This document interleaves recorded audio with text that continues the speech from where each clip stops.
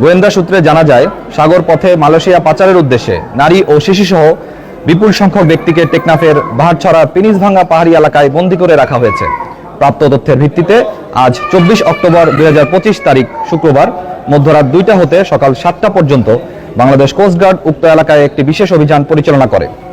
অভিযান চলাকালে কোস্টগার্ড সদস্যরা উক্ত পাহাড়ের চূড়ায় পাচারকারীদের গোপন আস্তানা হতে পাচারের উদ্দেশ্যে বন্দী থাকা নারী ও শিশুসহ 44 জন ব্যক্তিকে উদ্ধার করে।